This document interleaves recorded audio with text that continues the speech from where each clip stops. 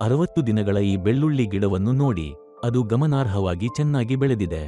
ಬೇರಿನ ವ್ಯವಸ್ಥೆಗೆ ವಿಶೇಷ ಗಮನ ಕೊಡಿ. ಇದು ದೃಢವಾಗಿದೆ ಮತ್ತು ಆರೋಗ್ಯಕರವಾಗಿದೆ. ಯಾವುದೇ ಹಾನಿಯ ಲಕ್ಷಣಗಳನ್ನು ತೋರಿಸುತ್ತಿಲ್ಲ. ಅಭಿಮಾನ್ ಬಳಸಿದ ನಂತರ ಸಸ್ಯಗಳ ಬೆಳವಣಿಗೆಯಲ್ಲಿ ಗಮನಾರ್ಹ ಸುಧಾರಣೆಯನ್ನು ನಾನು ಗಮನಿಸಿದೆ. ಅವು ಹುರುಪಿನಿಂದ ಅಭಿವೃದ್ಧಿ ಹೊಂದುತ್ತಿವೆ ಮತ್ತು ತುಂಬಾ ಆರೋಗ್ಯಕರವಾಗಿ ಕಾಣುತ್ತಿವೆ. ಸಸ್ಯಗಳು ಸ್ಪಷ್ಟವಾಗಿ ಅತ್ಯುತ್ತಮ ಬೆಳವಣಿಗೆಯನ್ನು ಪ್ರದರ್ಶಿಸುತ್ತವೆ.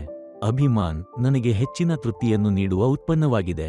ಕಾಂಡಗಳು ಹೆಚ್ಚು ಬಲಗೊಂಡಿವೆ ಮತ್ತು ಬೆಳ್ಳುಳ್ಳಿ ಸಸ್ಯಗಳು ಆರೋಗ್ಯಕರ ರೀತಿಯಲ್ಲಿ ಬೆಳೆಯುತ್ತಿವೆ. ಶುಭಾಶಯಗಳು. ನನ್ನ ಹೆಸರು ಶಿವಕುಮಾರ್ ಮತ್ತು ನಾನು ತಮಿಳುನಾಡಿನವನು. ಪ್ರಸ್ತುತ ನಾನು ಕರ್ನಾಟಕದ ಚಾಮರಾಜನಗರ ಜಿಲ್ಲೆಯ ಗುಂಡ್ಲುಪೇಟೆ ತಾಲ್ಲೂಕಿನ ಮಂಗಳ ಗ್ರಾಮದಲ್ಲಿ ಸುಮಾರು 5 ಎಕರೆ ಭೂಮಿಯಲ್ಲಿ ಕೃಷಿ ಮಾಡುತ್ತಿದ್ದೇನೆ. ಈ 5 ಎಕರೆ ಜಮೀನಿನಲ್ಲಿ ನಾನು ಬೆಳ್ಳುಳ್ಳಿ, ಶುಂಠಿ, ಎಲೆಕೋಸು ಮತ್ತು ಹಾಗಲಕಾಯಿ ಸೇರಿದಂತೆ ವಿವಿಧ ತರಕಾರಿ ಬೆಳೆಗಳನ್ನು ಬೆಳೆಸುತ್ತೇನೆ. ಬೆಳ್ಳುಳ್ಳಿ, ಶುಂಠಿ ಮತ್ತು ಹಾಗಲಕಾಯಿ ನಮ್ಮ ಪ್ರದೇಶದಲ್ಲಿ ಸಾಮಾನ್ಯವಾಗಿ ಬೆಳೆಯುವ ಬೆಳೆಗಳು. ನಾವು ವರ್ಷಕ್ಕೆ 2 ಬಾರಿ ಬೆಳ್ಳುಳ್ಳಿಯನ್ನು ಬೆಳೆಸುತ್ತೇವೆ. ನಾನು ಪ್ರಸ್ತುತ ನೆಟ್ಟಿರುವ ಬೆಳ್ಳುಳ್ಳಿ ಬೆಳೆ 60 ದಿನಗಳು ಹಳೆಯದು. ಇದು ಸುಮಾರು 30 ದಿನಗಳಲ್ಲಿ ಕೊಯ್ಲಿಗೆ ಸಿದ್ಧವಾಗಲಿದೆ. ಈ ಸಮಯದಲ್ಲಿ ನಾನು ಫೇಸ್ಬುಕ್ನಲ್ಲಿ ಎಪಿಕೆಎಸ್ಗಾಗಿ ಜಾಹೀರಾತನ್ನು ನೋಡಿದೆ. ಅದನ್ನು ನೋಡಿದ ನಂತರ ನಾನು ಸಾವಯವ ಕೃಷಿ ವಿಧಾನಗಳನ್ನು ಪ್ರಯತ್ನಿಸಲು ನಿರ್ಧರಿಸಿದೆ. ನಮ್ಮ ಪ್ರದೇಶದಲ್ಲಿ ರಾಸಾಯನಿಕ ಒಳಹರಿವಿನ ನಿರಂತರ ಬಳಕೆಯು ಮಣ್ಣು ಗಟ್ಟಿಯಾಗಲು ಕಾರಣವಾಗಿದೆ. ಅದರ ನೈಸರ್ಗಿಕ ಗುಣಲಕ್ಷಣಗಳನ್ನು ಬದಲಾಯಿಸಿದೆ. ಸಾವಯವ ಕೃಷಿಯತ್ತ ಬದಲಾಯಿಸಲು ಪ್ರೇರೇಪಿಸಲ್ಪಟ್ಟ ನಾನು ಮೊದಲ ಬಾರಿಗೆ ಅಭಿಮಾನ್ ಉತ್ಪನ್ನವನ್ನು ಬಳಸಲು ನಿರ್ಧರಿಸಿದೆ. ಅಭಿಮಾನ್ ಅನ್ನು ಬಳಸಿದ ನಂತರ ಸಸ್ಯಗಳ ಬೆಳವಣಿಗೆಯಲ್ಲಿ ಗಮನಾರ್ಹ ಸುಧಾರಣೆಯನ್ನು ನಾನು ಗಮನಿಸಿದೆ. ಅವು ಹುರುಪಿನಿಂದ ಅಭಿವೃದ್ಧಿ ಹೊಂದುತ್ತಿವೆ ಮತ್ತು ತುಂಬಾ ಆರೋಗ್ಯಕರವಾಗಿ ಕಾಣುತ್ತಿವೆ. ಸಸ್ಯಗಳು ಅತ್ಯುತ್ತಮ ಬೆಳವಣಿಗೆಯನ್ನು ಸ್ಪಷ್ಟವಾಗಿ ಪ್ರದರ್ಶಿಸುತ್ತವೆ. ಅಭಿಮಾನ್ ನನಗೆ ಹೆಚ್ಚಿನ ತೃಪ್ತಿಯನ್ನು ನೀಡುವ ಉತ್ಪನ್ನವಾಗಿದೆ. ಅಭಿಮಾನ್ ಬಗ್ಗೆ ನಾನು ಅದನ್ನು ಬ್ಯಾರೆಲ್ಗೆ 2 ಲೀಟರ್ ಅನುಪಾತದಲ್ಲಿ ಬೆರೆಸಿದೆ. ನಾನು 1 ಎಕರೆ ಬೆಳ್ಳುಳ್ಳಿ ಕೃಷಿಗೆ ಒಟ್ಟು 5 ಲೀಟರ್ ಬಳಸಿದ್ದೇನೆ. ಅದನ್ನು ಬಳಸಿದ ನಂತರ ನಾನು ಅತ್ಯುತ್ತಮ ಬೇರಿನ ಬೆಳವಣಿಗೆಯನ್ನು ಗಮನಿಸಿದೆ. ಹಿಂದೆ ಬೆಳವಣಿಗೆ ಕುಂಠಿತವಾಗಿದ್ದ ಪ್ರದೇಶಗಳಲ್ಲಿಯೂ ಸಹ ಗಮನಾರ್ಹ ಸುಧಾರಣೆ ಕಂಡುಬಂದಿದೆ.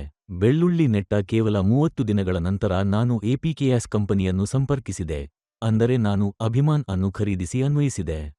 ಅದರ ಅನ್ವಯದ ನಂತರ ಸಸ್ಯಗಳು ಚೆನ್ನಾಗಿ ಬೆಳೆದವು ಮಾತ್ರವಲ್ಲದೆ ಮಣ್ಣು ಮೊದಲಿಗಿಂತ ಮೃದುವಾಗಿರುವುದನ್ನು ನಾನು ಗಮನಿಸಿದೆ. ಅಭಿಮಾನ್ ಅನ್ನು ಬಳಸಿದ ಸುಮಾರು 20 ದಿನಗಳ ನಂತರ ನಾನು ಆರ್ಬಿಕ್ಸ್ ಉತ್ಪನ್ನವನ್ನು ಬಳಸಲು ಪ್ರಾರಂಭಿಸಿದೆ. ಆರ್ಬಿಕ್ಸ್ಗಾಗಿಯೂ ಸಹ ನಾನು ಅದನ್ನು ಪ್ರತಿ ಬ್ಯಾರೆಲ್ಗೆ 2 ಲೀಟರ್ ದರದಲ್ಲಿ ಮಿಶ್ರಣ ಮಾಡಿದೆ. ಎಕರೆಗೆ ಒಟ್ಟು 5 ಲೀಟರ್ಗಳನ್ನು ಬಳಸಿದೆ. ಆರ್ಬಿಕ್ಸ್ ಅನ್ನು ಅನ್ವಯಿಸುವ ಮೊದಲು ನಾನು ಮಣ್ಣನ್ನು ಸಂಪೂರ್ಣವಾಗಿ ತೇವಗೊಳಿಸಲು ಹೊಲಕ್ಕೆ ನೀರುಣಿಸಿದೆ. ನಂತರ ನಾನು ಮಿಶ್ರಣವನ್ನು ಅನ್ವಯಿಸಿದೆ. ಅದು ಕ್ಷೇತ್ರದ ಪ್ರತಿಯೊಂದು ಭಾಗವನ್ನು ಪರಿಣಾಮಕಾರಿಯಾಗಿ ತಲುಪುತ್ತದೆ ಎಂದು ಖಚಿತಪಡಿಸಿಕೊಂಡೆ. ಅಂದಿನಿಂದ ಕಾಂಡಗಳು ಗಣನೀಯವಾಗಿ ಬಲಗೊಂಡಿವೆ ಮತ್ತು ಬೆಳ್ಳುಳ್ಳಿ ಸಸ್ಯಗಳು ಆರೋಗ್ಯಕರ, ಹುರುಪಿನ ಬೆಳವಣಿಗೆಯನ್ನು ತೋರಿಸುತ್ತಿವೆ. ಅಭಿಮಾನ್ ಮತ್ತು ಆರ್ಬಿಕ್ಸ್ ಎರಡನ್ನೂ ಬಳಸಿದ ನಂತರ ಇಡೀ ಹೊಲದಾದ್ಯಂತ ಸಸ್ಯಗಳು ಏಕರೂಪದ ಬೆಳವಣಿಗೆಯನ್ನು ಪ್ರದರ್ಶಿಸುತ್ತಿವೆ. ರಾಸಾಯನಿಕ ಉತ್ಪನ್ನಗಳನ್ನು ಬಳಸುವಾಗ ಡೋಸೇಜ್ ತುಂಬಾ ಹೆಚ್ಚಿದ್ದರೆ ಅಥವಾ ನಿರ್ದಿಷ್ಟ ಪ್ರದೇಶವು ಅತಿಯಾದ ಪ್ರಮಾಣವನ್ನು ಪಡೆದರೆ ಕೆಲವೊಮ್ಮೆ ಬೆಳೆಗಳು ಹಾನಿಗೊಳಗಾಗಬಹುದು. ಆದಾಗ್ಯೂ ಈ ವಿಧಾನದಲ್ಲಿ ನನಗೆ ಅಂತಹ ಯಾವುದೇ ಸಮಸ್ಯೆಗಳು ಎದುರಾಗಲಿಲ್ಲ. ಹೊಲದಾದ್ಯಂತ ಸ್ಥಿರವಾದ, ಏಕರೂಪದ ಬೆಳವಣಿಗೆ ಇದೆ. 60 ದಿನಗಳ ಈ ಬೆಳ್ಳುಳ್ಳಿ ಸಸ್ಯವನ್ನು ನೋಡಿ.